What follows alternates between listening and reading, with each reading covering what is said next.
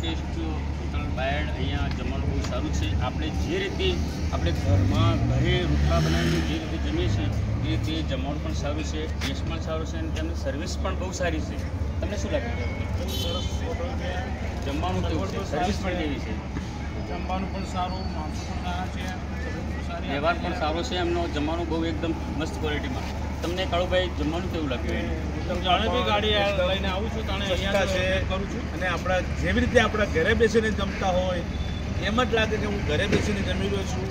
એવી સારી સર્વિસ પણ આપે છે, સારું જમવાનું પણ બનાવે છે.